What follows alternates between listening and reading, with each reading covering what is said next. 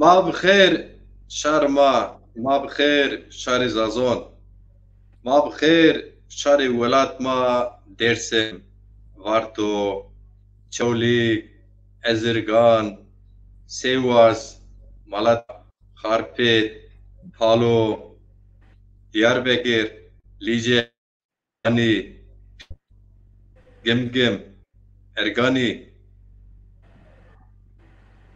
ما بخیر شهر قدرگران و قیمتگران اورو program ما و گانی برنامه گانی سرو akademisyen ما Mehmet Yıldırım Hoca. Akademisyen ma Mehmet Yıldırım Hoca ne Mehmet dersimi ev hattaydı hardiler zoku kamya bu binde ma bu şu hakkı ho rahmehuma çoras roje ey tamam diye. Men Xıdır dul Kadir ra watano hes kerde vîs joy mange şivat roja zone mayan yok dayanı dünya de piya kısep ev zaf zerreci teng bi vakti maci ciran ez çand rojo bermeno zerremi zaf tenga hatta çoras rozi tamam nebi ez xod mecal hal nivîneno ku Seva Mehmet'e dersimde kısa bir kitore gani programda. Evro çoras roze ma biye tamam ma has kerde Mehmet'e de hovir ramek kere se Mehmet zamanda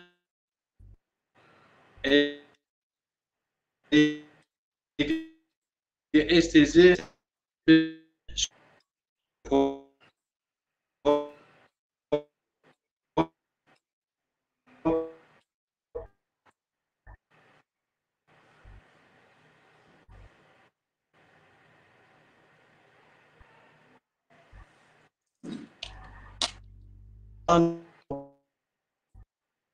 Rena dersim her de valla doşek cihatım evet izleyici hakkımız.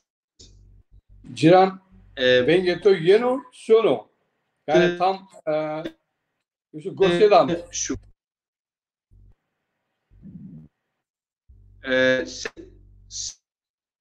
Bengemin niye no hocam?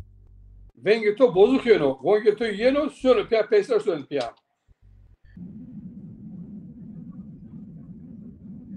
Allah Allah. Bengeto ran diye. Ama Bengeto ki Yeno pesar Hocam Sono. kısacası ben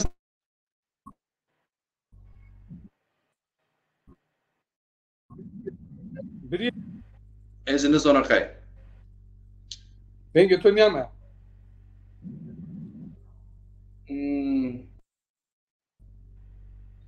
Emin niye no ha?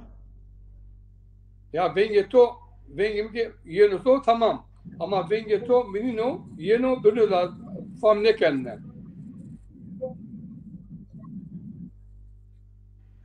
Fan bi. Jo dakika değerli izleyiciler hoş gelmişsiniz. Ali Bulanık, Ramazan Yıldız Hoca, Mehmet Bozukan. Benim sesim geliyor mu size? Ses nasıl? Seste problem varmış hocam diyor.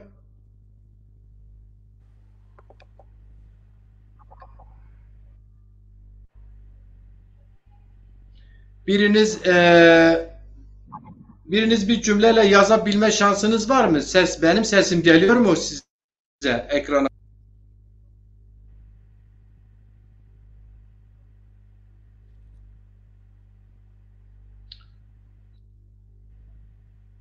Kıymetli izleyicilerim, sesim geliyor mu? Ses. Bir cümleyle yazabilme şansınız var mı? Bekliyorum. Bir cümleyle yazma şansınız var mı?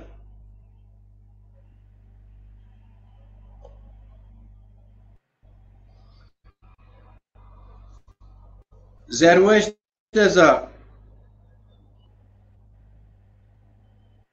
Anladım. Hocam bir konuşun, sizin sesiniz gidiyor mu ekrana? Benimki gidiyormuş sesim. Macir bana merhaba, iyi akşamlar. He, merhaba, iyi akşamlar, hoş geldiniz. Beni bu programa davet ettiği için çok teşekkür ediyorum. En azından Mehmet Yıldırım dostumu, arkadaşımı bu programda anmış olurum. Eğer konuşursak Mehmet unutulmaz. Ama konuşmazsak Mehmet unutulur.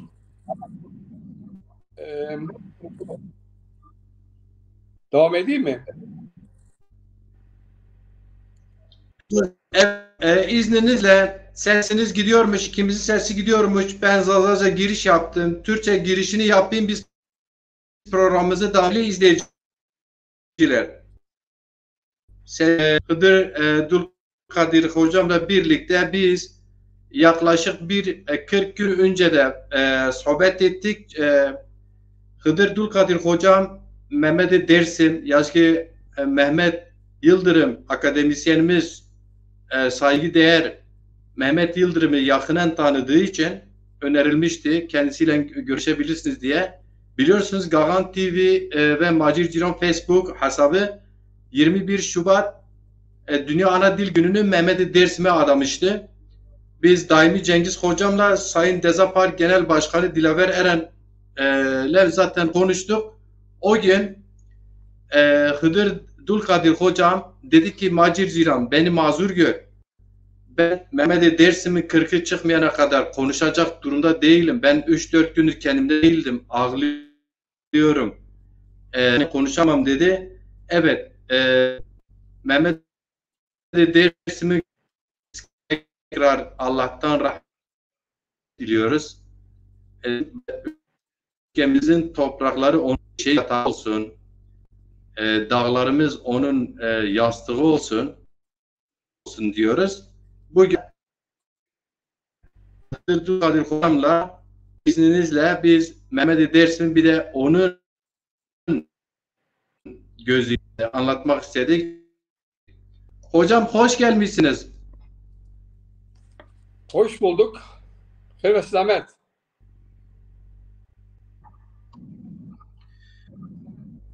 Sekende çıtırır ve inşallah. Hamdolsun doğaçunu ve şiyatüya aslında Tobake Euro çevresi Mehmet Vecino ama merak göre çevres güçlü heşne eder o. Ne kaynıyor, öğreniyor yani. Ama Todar abi mera vake Mehmet Kaseybike Mehmet'i onun için vake az yastırdı. Beseke Kaseybike'ne ama keke çevres veciya uvas Kaseykeme neka indi çevres veciyo herhalde vatıra sonra onun için çıkı bana az sonra Kaseybike'ne Seveta Mehmet. Bəli, hoca buyurunuz, siz isterseniz izleyicilerimizin tamamı anlaması için Türkçe devam edebilirsiniz. Evet. Aynen. Evet. Değerli dostlar, değerli arkadaşlar. Tekrar evet. Macir Can arkadaş beni Mehmet'i anmak için, konuşmak için programa davet ettiği için çok çok teşekkür ediyorum. Mehmet nesini anlatayım ki? Yani Mehmet çok değerli bir insandı. Çok değerli bir dostum. Birkaç yerde görüşmem oldu. O görüşmeleri size anlatacağım.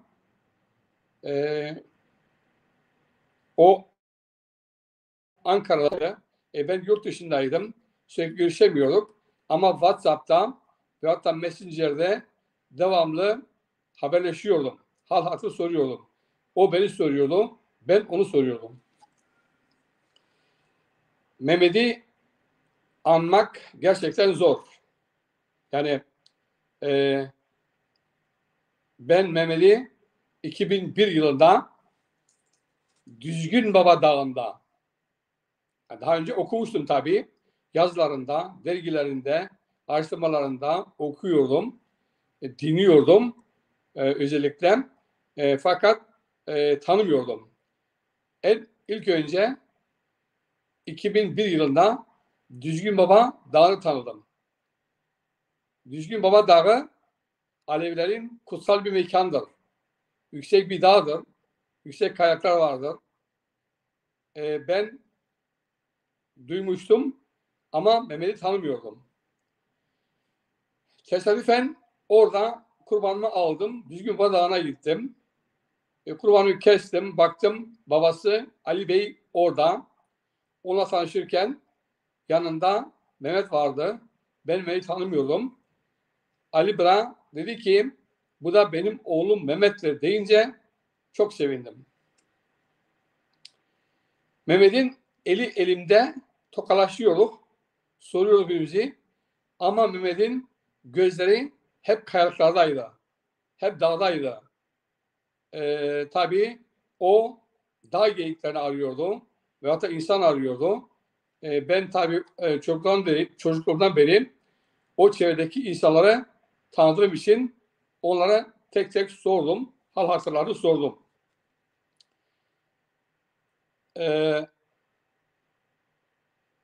Ben Mehmet'le konuşurken tabii insanlarla yakınlaşıyordu. İşte ben Mehmet'i ilk başta orada tanıdım. Devamlı araştırmalarını, yazılarını internet sayfalarında veyahut da dergide, gazetede devamlı okuyordum. İyi bir takipçisiydim. 2001 yılı epey zaman geçti aradan.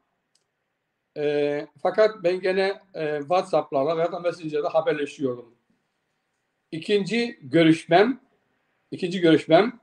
2013 yılında Seykacı'nın türbesinde Zıvrak köyünde, Nazimiye ilçesinin bir köyü. Orada görüştüm. İkimiz tesadüfen mavi giyinmiştik. Çantalar vardı, Hocam, siyah çantalar vardı. o bahsettiğiniz Sayın Dulkadir, o bahsettiğiniz köy ya da burası mı bu fotoğraftaki mi? Yani nereye? Bu fotoğraftaki orada çekmiştik. Yani Seykacı'nın türbesinin açılışı. Yıl 2013. Haziran ya da Temmuz'du. Aylarını iyi hatırlamıyorum. Tabii Seykacı 3 yaşındayken gözlerini kaybediyor. Ama saz, zurre dediğimiz küçük bir saz, o zurresini alıyor. Bütün köyleri, bütün kasabaları, bütün şeyleri tanımadığı yerine gidiyor. Yüzlerce ağıtı var, yüzlerce türküsü var, yüzlerce sözü var. Ama o mezarı baş yerdeyken nefsasını çıkarıp Zıvrak köyünde, Nazmiye'nin Zıvrak köyünde orada beyaz taşlardan bir türbe yaptılar. O türbede Mehmet de gelmişti. Ben gelmiştim gene. Ama çok kalabalıktı. Konuşmalar, şunlar bunlar oldu. Artık dağların gölgesi üzerimize düşmek üzereyken biz de akşama doğru mezarlıktan o türbe yerinden ayrıldık. Seykacı çok eski yıllarda benim köyüme de gelmiş. Bir sebepten dolayı benim köyüme de gelmiş. Orada amcam Abkalmem diye ileri görüşlü, yaşlı, bilgili, bilgen amcam vardı. Ben amcamın ölümünü hatırlarım. 1961 ve hatta 62 yıllarıydı. Tabii oraya geliyor, onların evine, orada cem bağlıyor. İkinci güne bütün herkes o ceme katılıyor. Çünkü güzel deyişler söylüyor, güzel şeyler konuşuyor. Ama sefildir. Sefil olduğu için de millet kendisine büyük hürmet gösteriyor. Sabahleyin amcam Akkalmemgil'den Seykaci'yi köyünden yolcu ediyorlar. Tabii araba yok, bir şey yok ama bir katırla gelmiş galiba. Katır sırtına gelmiş. Seyisiyle beraber o gün bir gece kalmını bilmiyorum. Diğersi gün tekrar köylüler köy meydanından yolcu edip gidiyorlar. Seykaci benle Mehmet yüz yüze, göz göze Seykaci'yi konuşurken o bana anlatıyor, ben ona anlatıyorum. Seykaci'nin hünerlerini, kılamlarını, ağıtlar ne yaptığını, ne ettiğini anlatırken orada Yol TV'den Ali Kılıç arkadaş göz kulak misafiri oldum. Kulak misafiri olunca hem benimle hem de Mehmet'le Hocam. Buyur. Hocam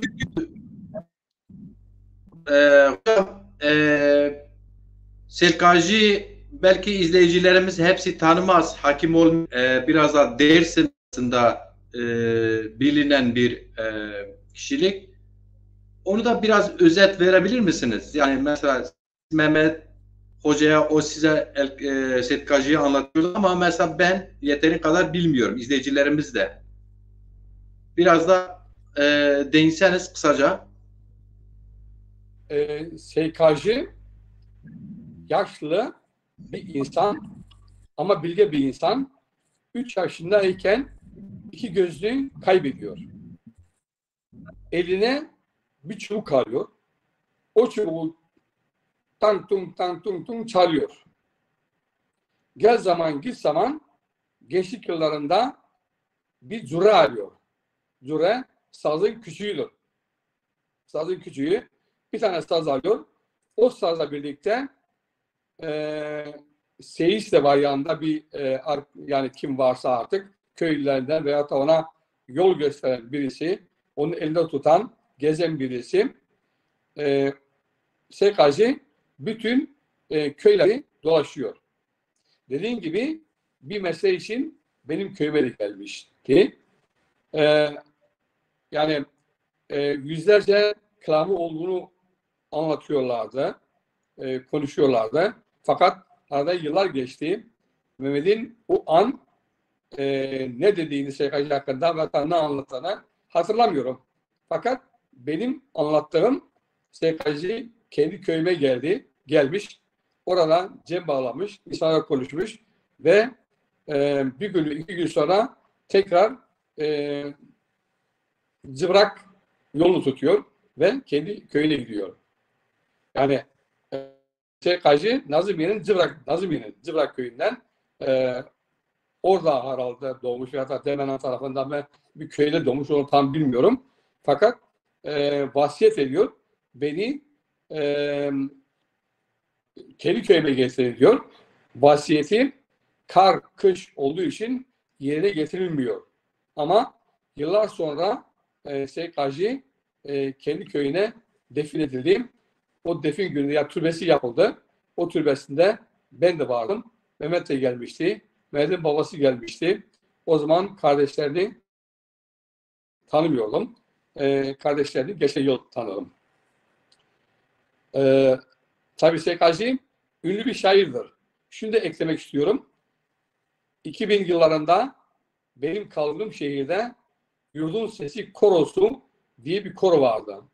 O koroda İsmet Kılıç arkadaş sürekli ağıt okuyordu. Kürtçe ağıt okuyordu. Zaten ağıt okuyordu. Ben de merak ettim. Dedim İsmet bu ağıtlar kimindir? Ben niye duymamışım falan. Sen o zaman dedi kendi dersini sayma dedi. Çünkü Seykaci Dersimli deyince ben Seykaci'nin izi takip ettim. Araştırdım, okudum ve Kortu köyünden yani benim köyümde Seykaci geçti diye uzun bir makale yazdım. O makaleyi hem var olduğum Topraklar Dersim eserinde hem de Goman Web diye bir web sitesi vardı. Orada yazdım. Ama tabii bütün ağıtlarını veyahut da kırmaları bilmem zor. Hocam, Yani acıyı anlatmam bile zor.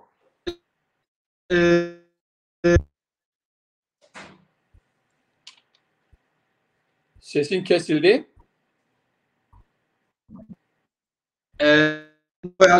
İzleyicilerimize bir merhaba. Bir... Sesin kesildi. Bana gelmiyor ses. Kesi geliyor.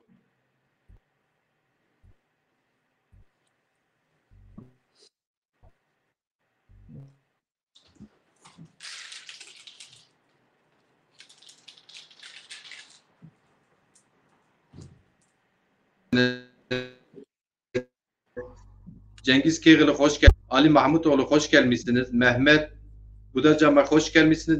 Nevzat Kılıç hoş gelmişsiniz. Şu anki izleyicilerimiz arasında şeylerini görebildiğim takipçilerimiz hoş gelmişler. Efendim biz tekrar Mehmet Hoca'ya dönersek buradan devam edelim.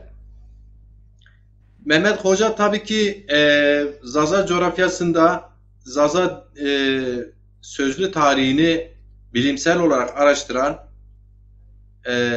ve bu yönlü yoğun son 20 yıllık akademik çalışmaları içerisinde buna özel önem veren bir aydınımızdır. Bu yönüyle anlatmak isterseniz biraz ne dersiniz yani?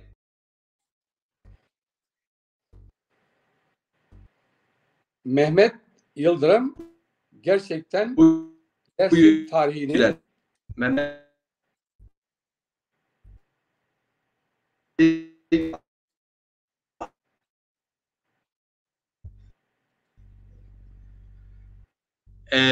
araştıran ve aynı zamanda Mehmet'e dersem Zaza kültürü ve diliyle özdeşleşmiş bir aydın.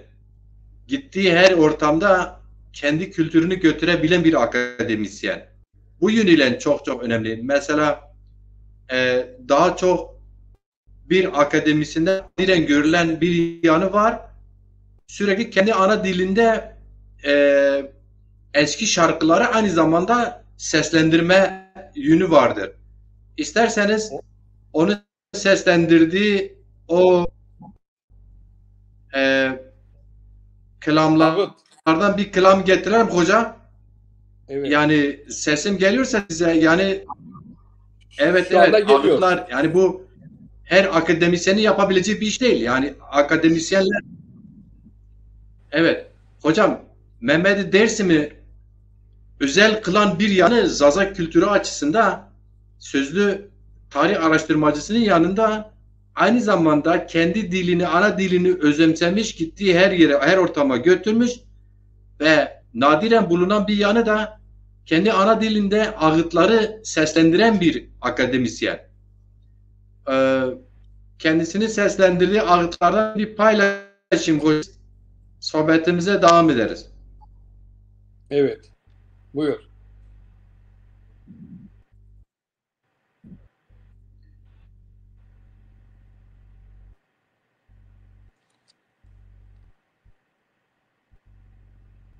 La la la la la la Evet, la teresa sare pahi Gelişme oluyor.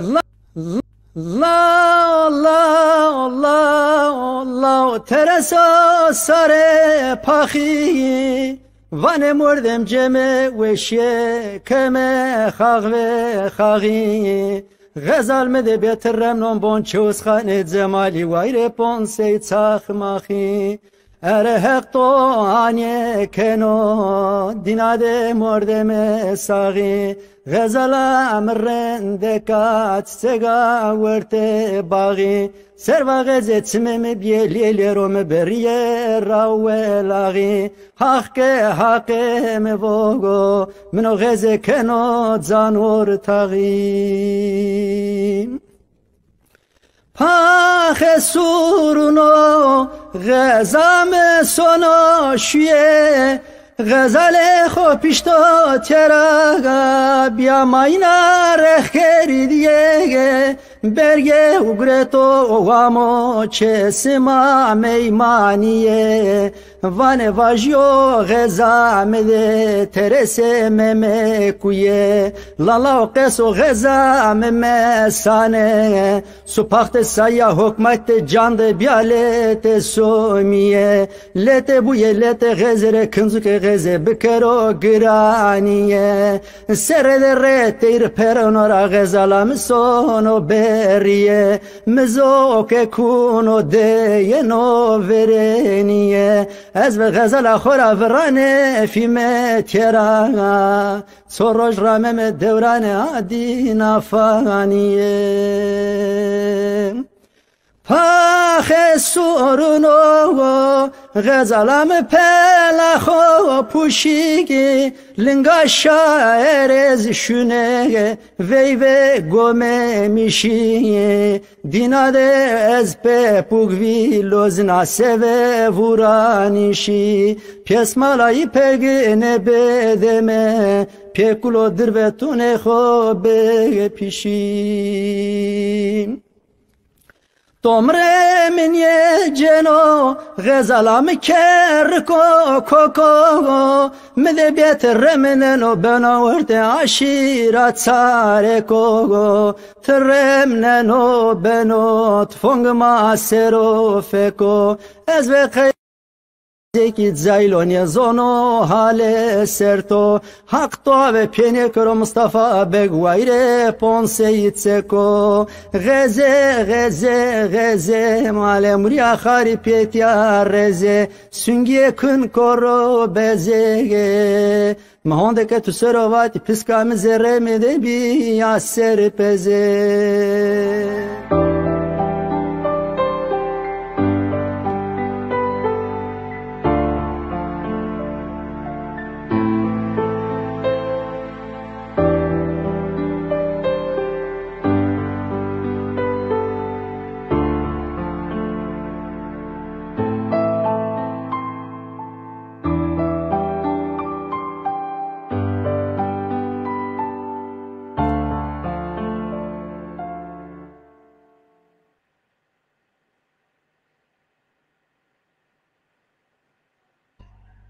Ses Evet, Sayın Hocam, Sayın Dulkadir. Evet, hocam, bu ağıtı Mehmet'i cenaze, bu yönüyle, evet, buyurunuz hocam. bu ağıtı cenaze töreninde okuyorlardı. Cenaze günde okudular. Meftası yerindeyken oradan bunu okutuyorlar. Ama millet eğer takip etmezse cenaze töreninde millet gözyaşlarına boğuluyor. Yani ağlamayan insan yok. Bu ağıtı Hah köyünden kim üzerine yapmış onu bilmiyorum. Bu ağıt onun ağıtıdır. Ama gerçekten güzel bir ağıt. Kesinlikle. Hocam Ses işte gelmedi hani ama sesim gel. fakat dinlemiş diyor. Evet, ses hocam. Yani benim sesim geliyorsa şunu söyledim.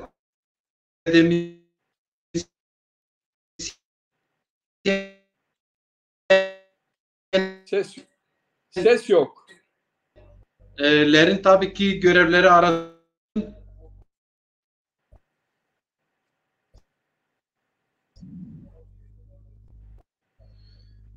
evet. Sorunu yaşıyor musunuz? Sıkıntı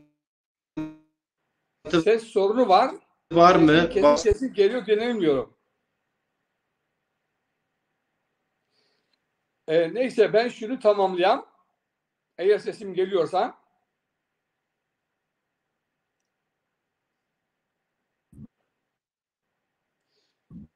Ben Bir saniye. 2001 buyur.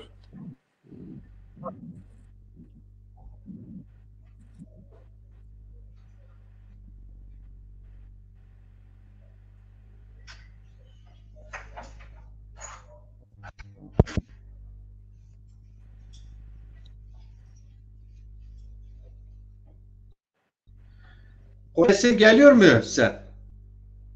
Ama şu anda geliyor. Tamam, o konuda konsantrasyonunuzu bozmayın hocam. Sıkıntı sizden hiç değildir. Sizin sesiniz net geliyor. Evet. Şimdi biz bir daha özet gidersek tabii ki siz Mehmet'in e, enkaz altında bu depremde enkaz altında kaldığını duydunuz. Nasıl duydunuz? O çok önemliydi. Bir hikayesi var sanırım sizin için özel. Şunu anlatayım ilk önce. Ben Mehmet'i 2000 yıllarından beri takipteyim. Yani hep arardım, sözlü olarak konuşuyordum veya da yazılı olarak konuşuyordum. Mehmet sesi güzel, sedası güzel. Bak şu güvercin, gördüğünüz güvercin Mehmet 2 saat veya da 3 saat önce balkona kondu. Balkona kondu ve gerçekten acı inledi. Ama içime bir üzüntü düştü, sızı düştü. Dedim bu güvercinin ötüşü hayra alamet değildir. Birkaç saat sonra Mehmet'in ölüm haberi geldi.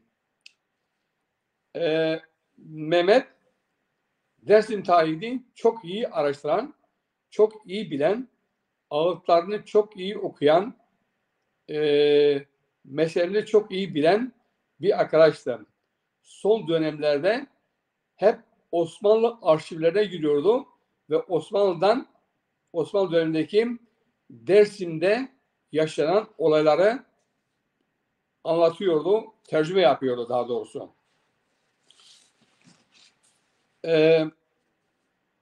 En son Mehmet'i geçen yıl Haziran ya da Temmuz olmalı, arada Haziran'dı 22 yılında gene mesajlaştım. Neredesin dedim. Ben merkezdeyim, Dersim merkezdeyim deyince çok sevindim. Hemen kendisine mesaj yazdım. Bir gün buluşalım. Ya evde, ya kahvede, ya da Muzlu kıyısında bir yerde görüşelim dedim. O da bana cevap yazdı, telefon etti hatta. Abi dedi, görüşelim dedi. Benim seninle işim var dedi. Ben Esentepe'de oturuyordum.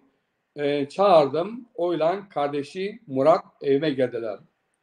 Uzun sohbet yaptık. Kahve içtik, çay içtik. 1963 yılı ben iyi arşiv saklayan biriyim.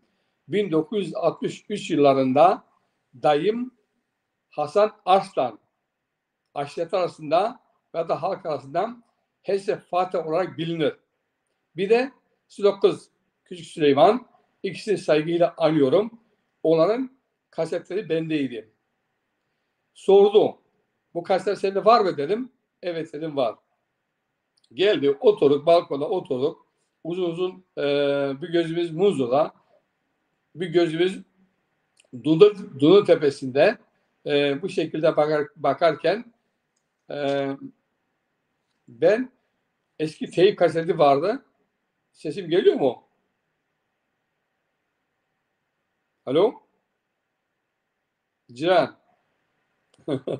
Sesim Sesiniz geliyor net. mu? Benim geciktiğime bakmayın. Sesiniz Ha, tamam. evet, sesiniz güzel geliyor. Ben mikrofonu ben o zaman devam siz ediyorum. Bende eski teyip vardı. O teyipte buradan beraber bende çok sayıda ses kasetleri var. O kasetleri dinledik. İkimiz balkonda oturduk. Kahve içerken onları dinledik. Bunlara vereceksin. Abi dedi bunları bana vereceksin. Ben dedi bunlara arşivime koyacağım dedi. Ben hemen 2 kaset bendeydi. Dayım Hesekik ya da Hesse Fatih derler Hasan Aslan. verdim. Bir de Süleyman Küçük Sülok Kız. Onlar ikisinin kasetlerini verdim. Getirdi. Kopya yaptım. USB'ye çekti. Bana da bir tane kopya yapmıştı USB'ye. Eski kasetle birlikte, USB ile birlikte bana tekrar geri iade etti. Ama ben kendisine söyledim. Tabii ben güveniyordum. Ben herkese şeyini vermem. Yani arşivimden vermem ama tabii Mehmet çok güvenilir bir insan. Hoş bir insan.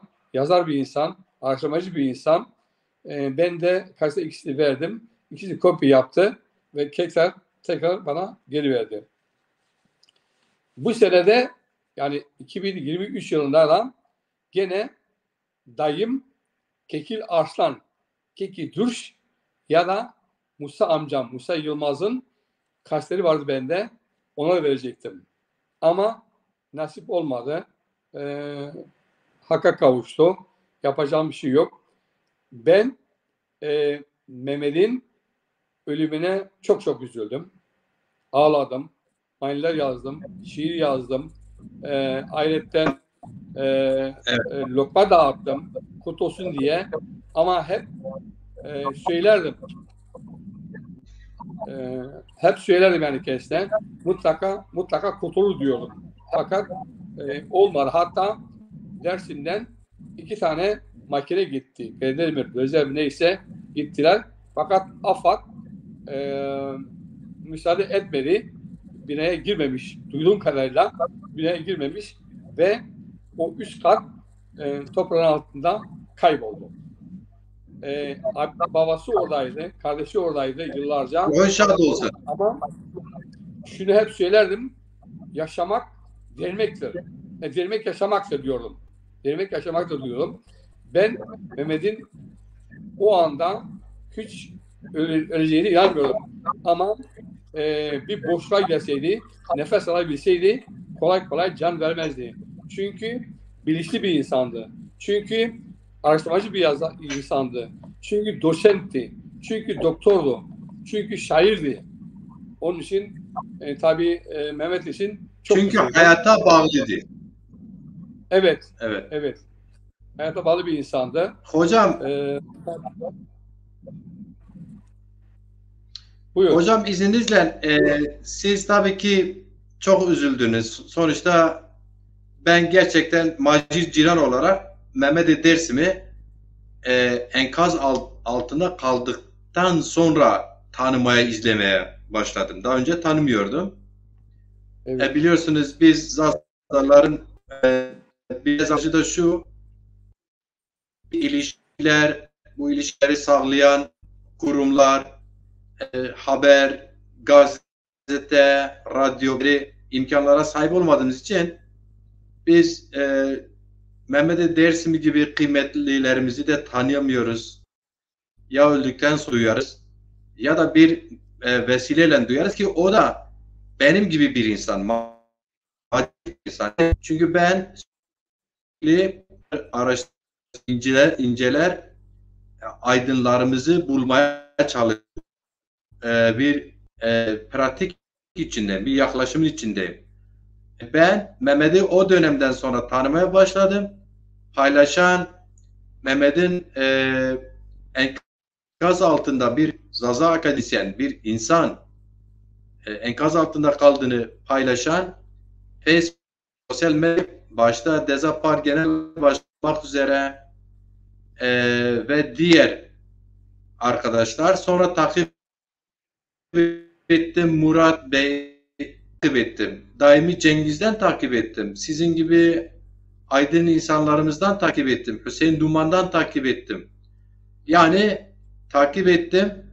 Mehmet'i o süreçte tanımaya çalıştım. Tanıdıkça Mehmet'le bir oldum. Bazen enkaz altına girdim. Bazen o enkaz altında Mehmet'i kurtaran bir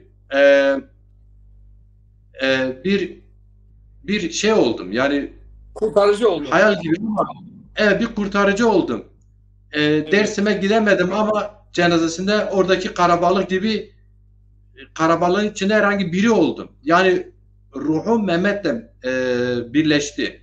Mehmet oldum yani bir yerde. Öyle söyleyeyim. Ama siz de çok siz dokunduğunuz için kendisine, daha önceden bildiğiniz için siz ağlamışsınız. Yaz tuttunuz. Ben dedim ki konuşun, konuşmadınız. 40'ı çıkmayana kadar konuşmayacağım dediniz. Aynen. Çok etkilendiniz. Ve Aynen. 3 gün biraz Seste gene bozukluk var.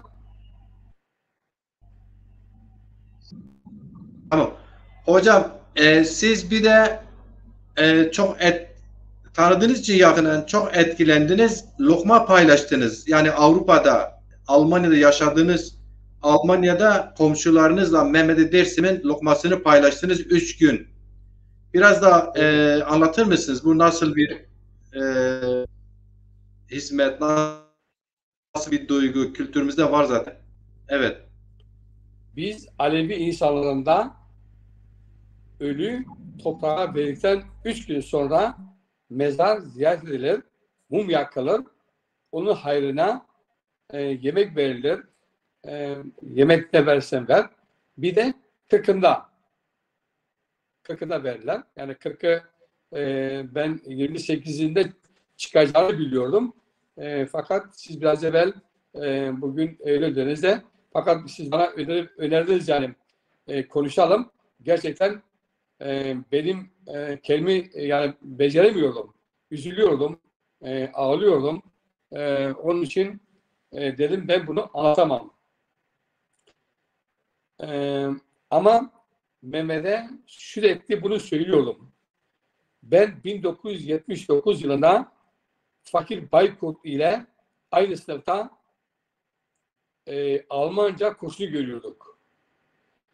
Fakir Baykurt bilinçli bir insan, hoş bir insan, yazar bir insan, büyük bir insan. Bana diyordu ki söz uçar, yazı kalır. Sen acıları çözüyorsun. Sen dersinde dolun, dersinde büyüdün. Anladığın, bildiğin, sana ne anlatmışlarsa onları yaz, kaleme dök. Ama ben çok okuyordum fakat o becerim yoktu. Fakir Baykurt'a da söyledim. Hocam dedim, ben yapamam dedim. Sen dedi elde ne geliyorsa yaz, biz düzeltmesini ya da toparlamasını biliriz dedim. Fakat ben yıllar sonra söylüyorum. Fakir Baykurt söz uçar, yazı kalır diyorum. Ben Mehmet'e hep söylüyordum. Mehmet, bırak. Bak sen o kadar araştırıyorsun, yazıyorsun, çiziyorsun.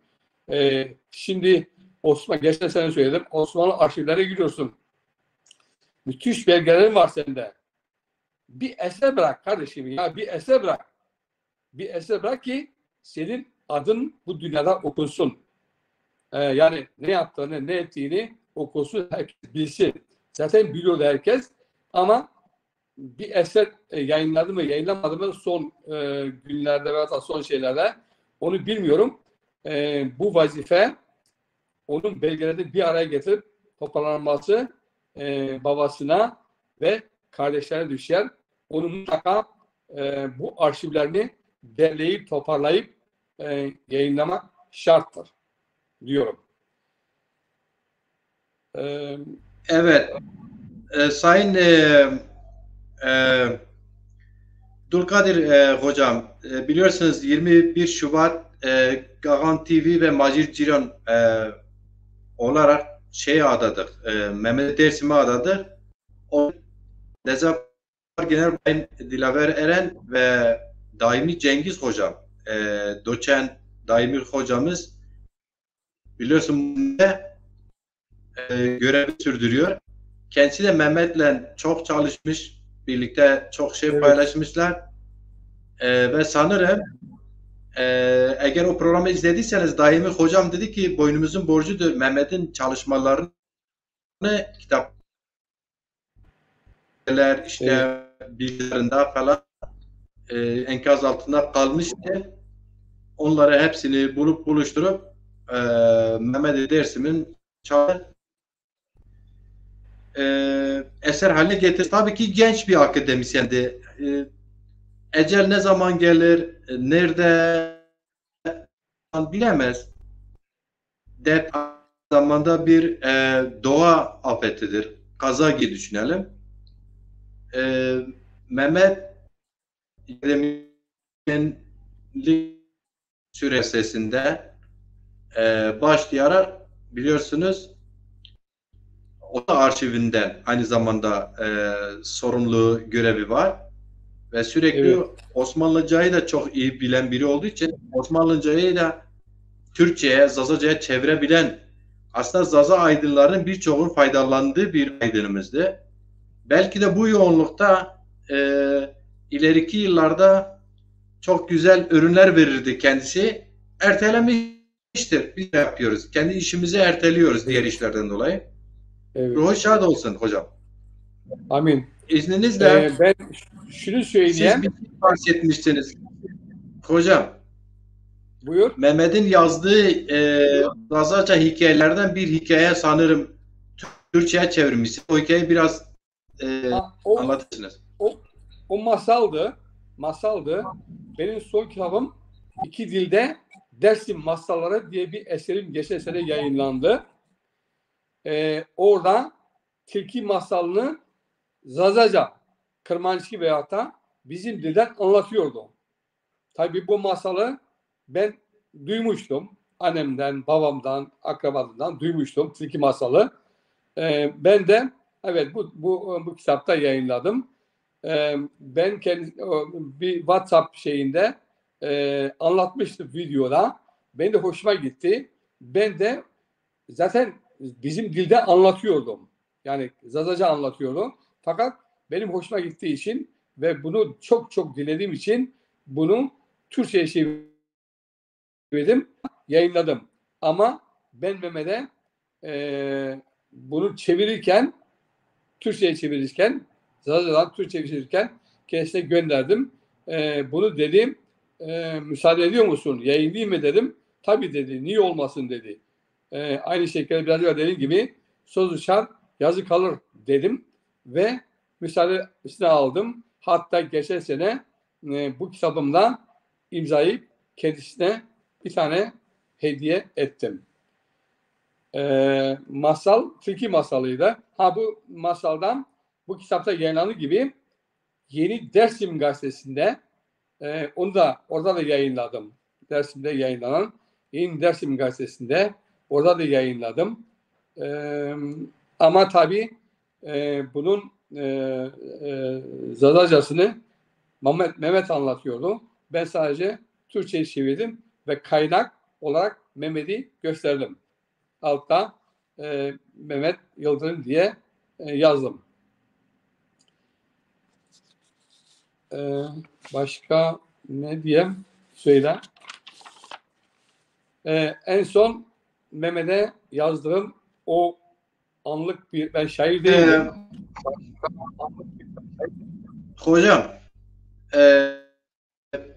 İzninizle Hüseyin edebiyatçılarından, aydınlarından Hüseyin Duman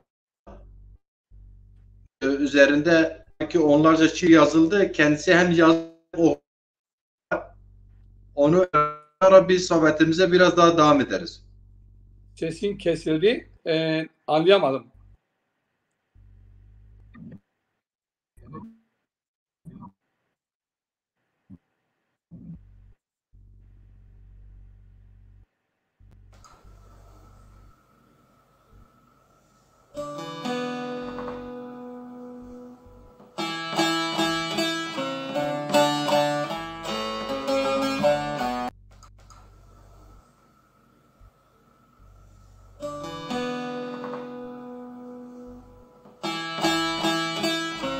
Geliyor dedim ki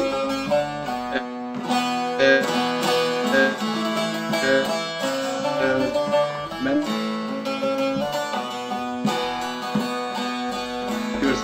yapıyorlar hakikaten.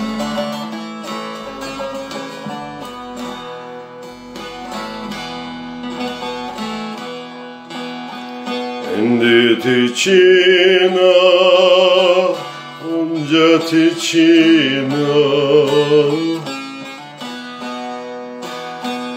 Endi tiçina onca tiçina Tüküşüyen işiya tichere vijina Tüküşüyen işiya dünya merijiya Heveci her misero beno baro gira Deste hofetelnene dilato sera Titedenia tolo cerenura Endit içine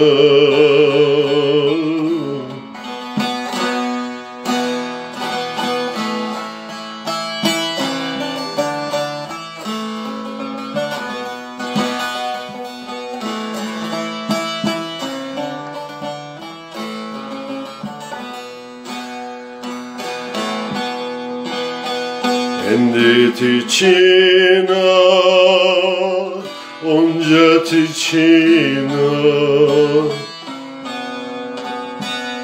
Endi tiçina onca tiçina Tüküşüyen işiya vura vura nijiya Tüküşüyen işiya dünya metariya Sayke payizamo vergdarlar işiya Etto metavayin yemendo pironi vişiya Endit içine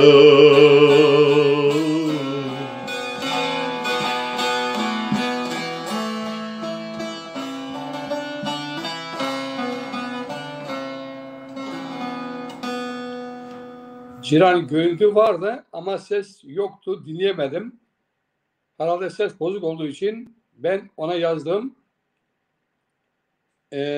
Bir şiir okuyacağım. Duygulu anda denk geldi. Onu okuyacağım ve program ses gelmediği için sonlandıralım diyorum.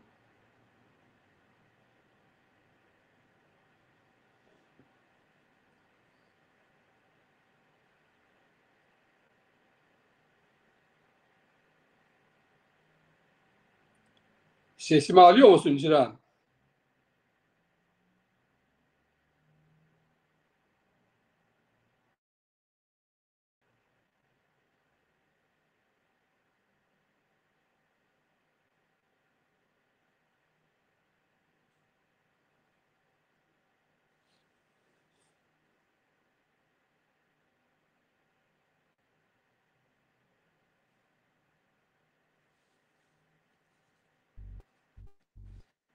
Ses hiç yok. Hocam, evet. Buyur.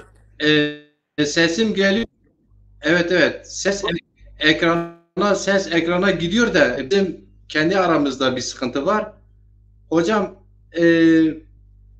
eğer sesimi alabiliyorsan Mehmet dersimi üzerinde onlarca şiir yazıldı. Türküler yazıldı. Evet, programda biraz problem var. Siz de yazmışsınız, bir şiir yazmışsınız. Sizden bir de şiirinizi alalım hocam. Programımızı Onu okumadan toparlayalım. Hüseyin Duman arkadaş benim köylüm.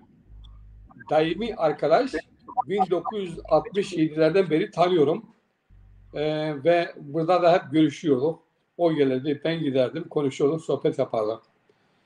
Şiiri, ben şair değilim ama duygulu anda denk geldiği için size bu anma şiiri diyelim. Anma şiiri de okuyalım ve görüntüde sıkıntı olduğu için, seste sıkıntı olduğu için sonlandırmak zorundayız. Oldu mu? Tamam. Doçent Doktor Mehmet Yıldırım'a saygılarımla. Mehmet Yıldırım'ın anısına. Binler sığmadı taşlı pürü yoluna. Duyan geldi, deprem şehirdir dedi. Ah Mehmet'im, vah Mehmet'im. Oysa o doçentti, doktordu, eğitim görevlisiydi, araştırmacı yazardı, ağıt okuyandı, tarihçiydi. Ah Mehmet'im, vah Mehmet'im.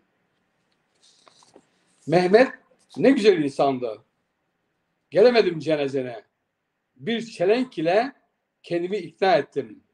Üzüldüm, ağladım günlerce. Şiir, mani yazdım. Her gün seni yazdım. Ah Mehmet'im, vah Mehmet'im. Biliyorum sen geri gelmezsin. Tarihi Gömüş köyünde ak bulutlar altındasın. Karşında Jele Dağı. Vasli'ye bakarsın. Dundure Tepesi görülür yattığı yerde. Önünde akar Harçık çayı. Senin için nahmeler söyler. Harçık muzla kasılır. Ah Mehmet'im, vah Mehmet'im. İnlemeyi, ağıt okumayı, sesin seden güzeldi. Dilenmek yaşamaktır. Defalarca yazdım. Yalnız değilsin kardeşim. Yanında 12 Mart, 12 Eylül'de işkence gören Mehmet Bedi Gültekin var. Ah Mehmet'im, vah Mehmet'im. Ve çok sevdiğin, yazdığın, anlattığın ninen Emine var. Bu gece bağ toprağındasın. Rahat uyu. Bonuz yonları yok üstünde. Ah Mehmet'im, vah Mehmet'im diye bitiyor.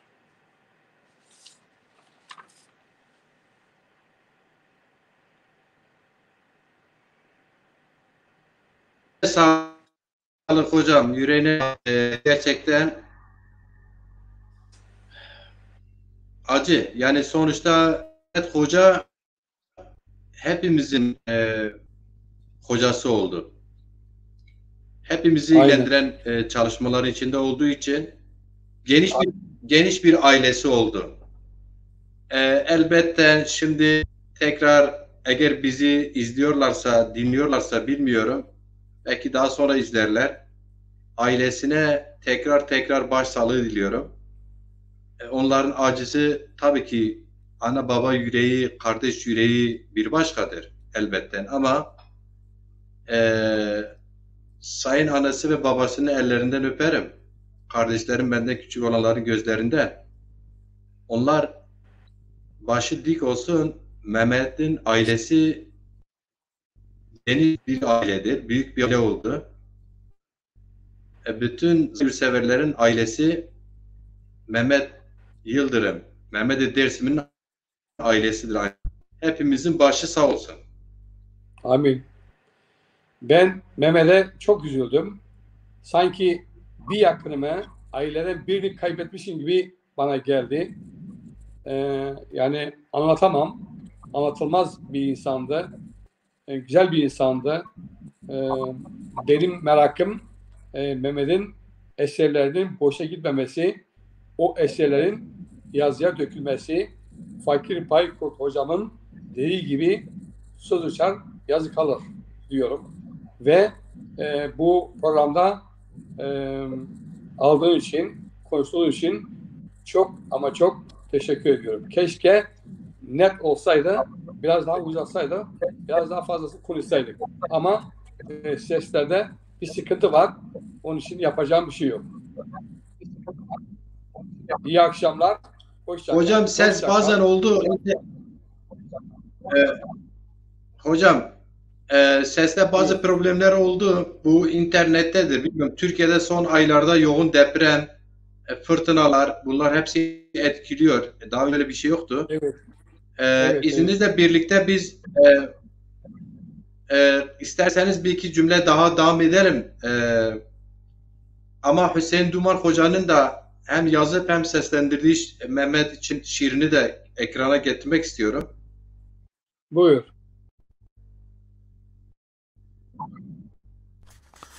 Halo, te indisona ogru. Deru ciran dostu embazami pieser che tu era raifime. Nikatimari lauka gazale bana ma bieven gostame. Halu te indi sona. Dermane na şahane çino. Kamke kotura aray şio peyser ranijero hodma nia niedo. Khora sair ki vano kamka arara şio beno ki zay khoreto jokao kes ranijero niamo. Svauke genzu terniye de şahane dezu grano. Sevajime vane çime feleki koro azu kerti kano pieser beno. Yemi viyene mivatene meso karu gurema kei memano. Hama çare khuçino zonena qeydo vreno. Hekatera gore vaktu vrende zof vaktu vrende homay Atlantis vane cezirede ame pieser qeyde vişiyen oro. Demek ki cezira da pro deryada kerda vindi. Hen kerdo ki kes qeyde mevurno. Halu tendi sona tikişiya rastı seyqajiyena heya kısmeta to esta onzaki lev destrane pilemao veronone mare pireni kerda. Halu tikişiya rastı vakile yena pilemava ma beri destuna ayde bime pil hürmete de kusir meke benoke fakiri dursine heseni smaili levderi vaze lavuka sma porre zofe sanatkar ma cinene vani. Khalo tikişiya rasta ağavunu çukure yena. Hesen ağa, Süley ağa, Mehmet ağa, Fidan hatune, Veyvi, Laji, Torni, çime hoto deri. To heva çukure rindek vatene. Ondera çukure, bra verde gavano, Celal pasamo evru, mare meymano, zalim nun solama nevano, heredano, Sülya vano, na zalim nafae, koka mano. Khalo tikişiya rastı Mehmet pitaliyena, tore apo, mire khalo. Vaze lauka tofide fekke sanatkarına madera. Khalo tikişiya sanatkarı roştbere ma, pil kızı mauke heşriye diya, çime khoto deri. Hen inam konke, yunutore zernu şemra taxtu da rındek verasto. To ye taxti de nisaznene ro, Ahmed Khasi, Ebu Bekir Pamukçu, Ferhat Pak, Gahan Çar, Renç Berezi, Sait Altun, Nuri Ataş, Vişen Doğanay, Faruk Eren, Silo Kız, Tora hali dina perskeni. Bazı resa kesima mari zaverda, endi biya rae biya zade. Alema kesima mari zaverda, nika tenena biya berze. Millete ma, vurte milletun medeni de, tenena nasbenu. Halu, tişiya, tore oğru. Tore kısavete mevo, namlet hondaki payravi, zonema hondaki kaseybi, nameto ki verdi beni berz. Verra vodetu vani. Milleto ki roştbere hoçino, millet niyo. Çare çino, bine lungu de sonu. Haka huya ke cenzu roşt bere ma name to eve roşt yatiji asmiyonu hevzra binusni. Haka huya ke name to eve zerke tiji asmiyonu hevzra binusni me. Orvo khalo orvo.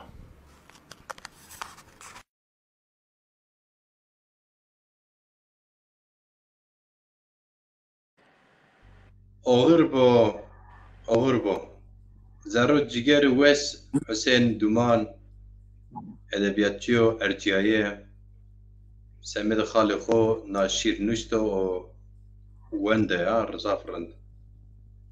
Bele Mehmet Vengi Dersim Hüseyin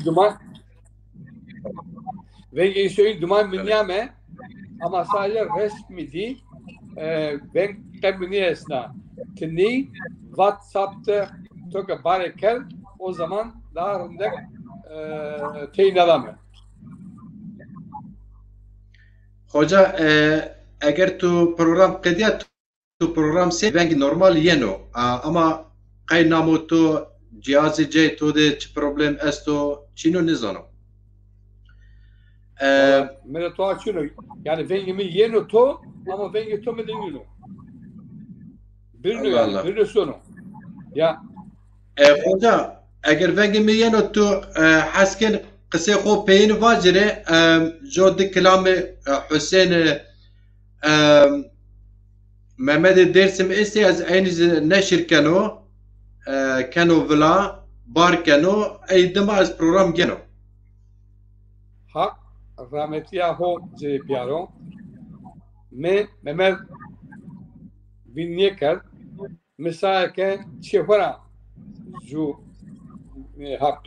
hakkı ho zof yüzüm ismine zof belgone zof ogüne bir persa hatta sonra bak yani az destek onu programıydı peki çöres vizya ondan sonra tode pesi kendim kanka mali niyado kanka şirkelo teyze selam vanne seva hak smasları sarıkavo yani seva icra شو حق تو سر سنک با خوجا ارجعه تو ما نشکته تو همه پروگرام ما جو بنه تکنیک ده پروبلم ویژه از حس کنو وازره تو پروگرام را ویژه تپیا سر که پروگرام زافرتین رند ویرتو بس ورته منو تو ده پروگرام منز ونگ نشی نامه tamam ya tamam hürmet kınar mesele estağfurullah hadi hatır ve to bu mane bu işiye bu mane hastayım bima weşiye bima selametiye ağır bu şema ser bu Veş var var baba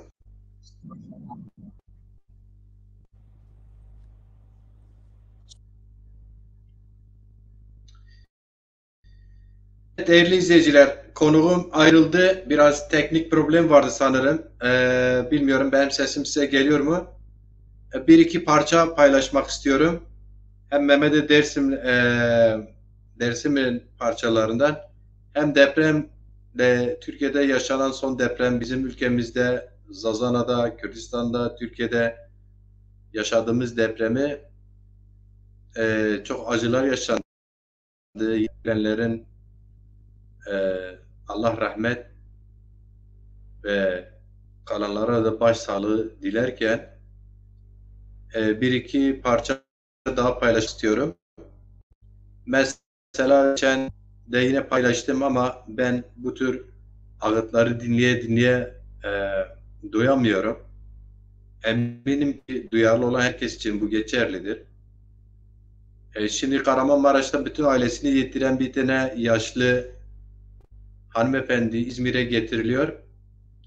Zeynep Çetinkaya, biliyorsunuz Zeynep Çetinkaya bir Vartolu hem sağlıkçıdır hem zamanı el verdikçe bizim gibi sosyal medyada Zazaca tiyatro tek başına tiyatro yapar. Grup olarak da tiyatro yapıyorlar. Kendisi bu söz müzik kendisine ait parçayı yazar, söyler ve Sevgi Yurtsever'e verir. Sevgi Yurtsever de çok güzeldir. Depremzedelerin anısına paylaşmak istiyorum.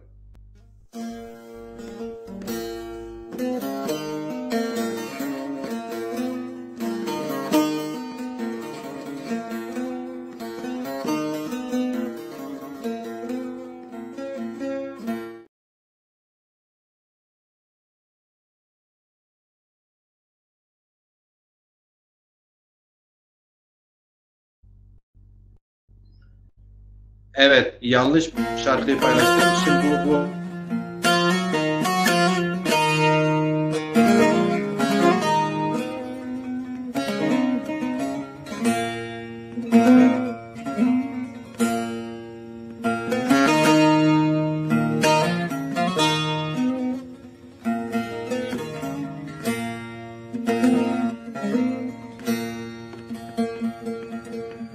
Mereş tesrotem yaga khatre tobu defnaninu kesemneme novelate khatre tobu defnaninu kesemneme novelate خاطر تو زفنانینو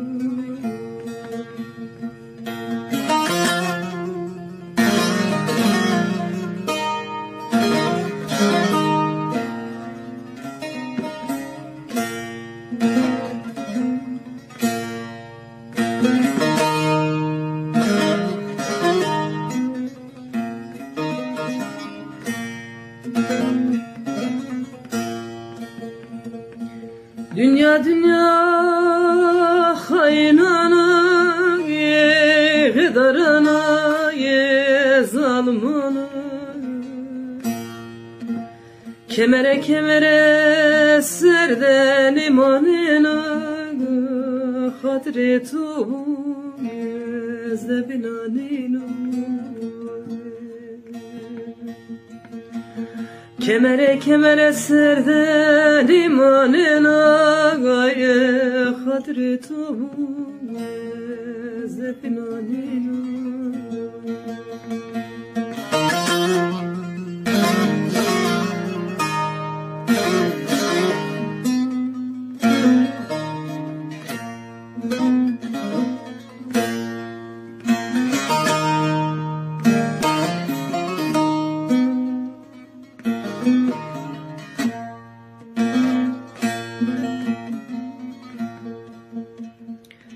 Zavzeçima zavseymendi dakle pima bedomana mendi merdema pe sara merdi hatre tobu zefnanino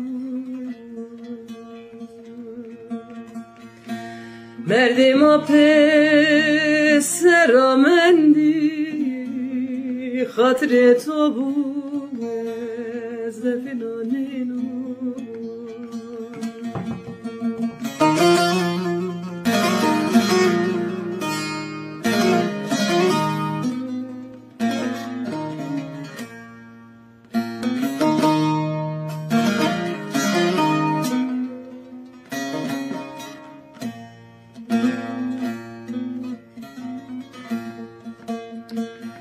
Adır verda cigeranima esra mecaga ledama teselyam kötana velatra hatre tovu ezreynanino teselyam köytana velatra خاطر تو رینا نینا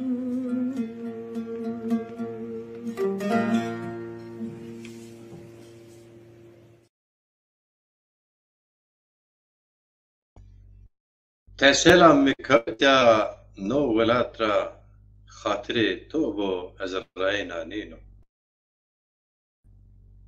چه آت چه وشیه چه حلنیو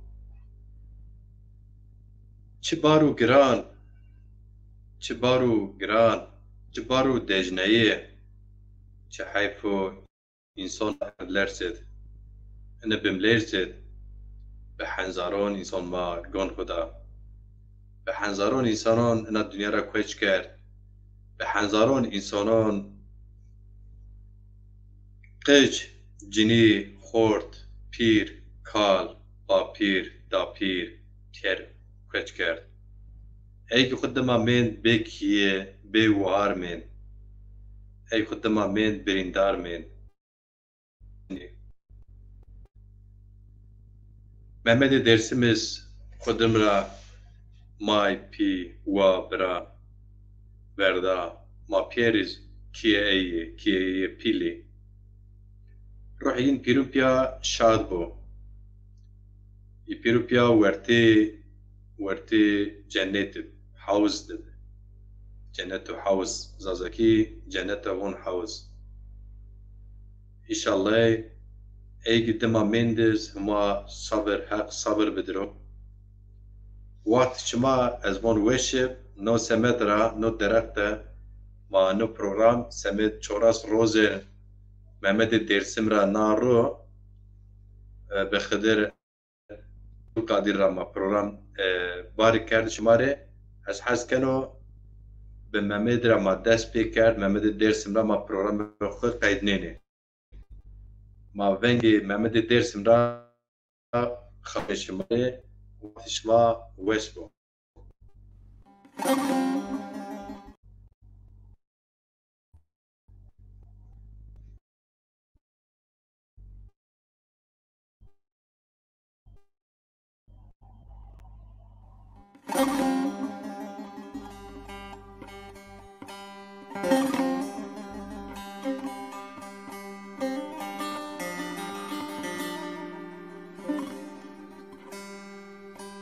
دادلا دادلا مهمدم داغ ببی سو مهمدم وزبم جنزم هنیوم ما قضاء تلاش بجرا بكم وداغ بگو سمس و پاسای تمر لازه خوکشیو حسو دربتنو روزا مرده مکاما دوست بگو یه داغ بگی سر و هلیو دایتم آشیردان پیرو مانیه دیو یه فکش elde پیسین جریو بیتسکا دسمنیا ملم نیوراجیو کل دربتا مرده می سر نینیو خود زمات حقیه که ببید زمات منو لازه بوله گل ورده زمات دینیو لازه بوله گل رو گنوارو خود گایم مسرو مبرانیو زمات منو دی روزا جنه داغ بیک تut فیدیو تفونگه لولنو بولی خطا ماما هردی خورد سر رو جغشیو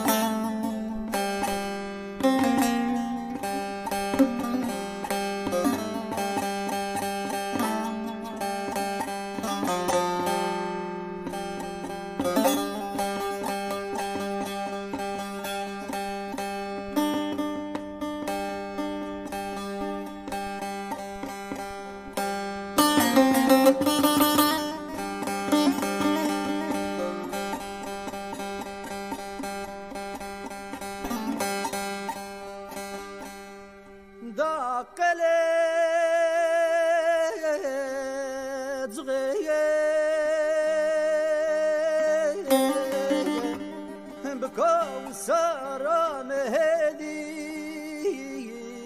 هدي دعيت سكن من هلا مدين خالد سوني قولي قلت غير سكن هو جيردي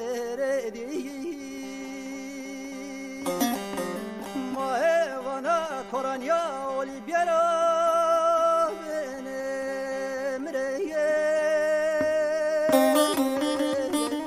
lazem ve khodesh tmeyt ve tmo megen yediyin vayde bko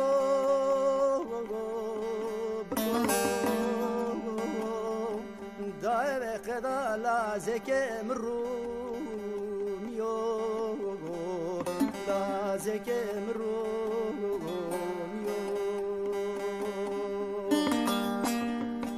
Como smave khene Hele waqto hele tsagom la zeke honye dio Mla zeke honye dio خالنا وما قول قل صغيرة ورزاتي يو أخ ورزاتي يو داقلي صغيرة مباشرتي بيالي رجلي Koyk vano diretene çipimi de Şerif Paşkank Çeşerif Bey Çeşerif Bey Vano pjöre de mave zerro ve sera pjöro dime Sole zore tfongi meyte laze khor tera beji meyte laze khor tera beji vayde bko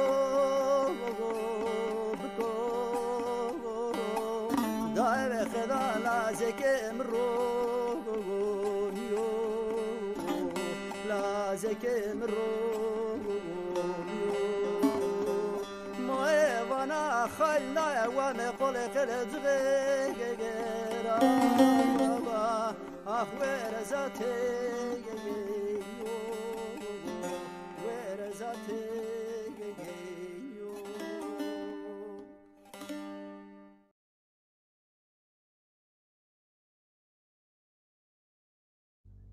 Evet, tekrar ediyorum. Ben Mehmet Dersim'i daha önce de tanımlamıştım, duymamıştım. Ama 6 Kahramanmaraş merkezli, Adıyaman Kahramanmaraş merkezli depremden dolayı ilin içinde, Hatay ilinde, evet, Sayın Mehmet Yıldırım, Mehmet Dersim diğer ismiyle orada görevliyken, üniversite görevlisiyken, bir akademisyen olarak 8 gün enkaz altında kaldı. Tekrar yeri ve mekanı cennet olsun. Bütün insanlığın, bütün Zaza halkının, yurtseverlerin başı sağ olsun, ailesi de dahil. Mehmet Dersim'i tekrar edersem, bir özelliği, onu hepimizin akademisyeni, hepimizin kardeşi, hepimizin abisi, hepimizin ailesine bir fert yapmıştır. O özelliği de nedir? Hayatında 20 yıllık akademisyenlik döneminde Zaza sözlü tarihini araştıran, Osmanlı arşivinde çalışan, Kürtlerle ilgili, Kürtlerle ilgili, diğer milletlerle ilgili ne varsa onu tercih eden ve aynı zamanda üniversitelerde görev yapan, ders veren bir hoca gittiği her yere kendi dilini birlikte götürmüştür. Hiç çekinmeden, hiç saklanmadan, hiç akademisyen kimliğinin geleceğini biliyorsunuz, yani Zazalar için, Zaza dili ve kültürü için, söz tarihi için araştırma yapmak her insanın işi değildir. Her araştırmacının da işi değildir. Bu biraz gönülde olacak, biraz sorumluluk olacak ve kendi tarihini, dilini, kültürünü sevenler ancak başarılı bir çalışma yapabilir.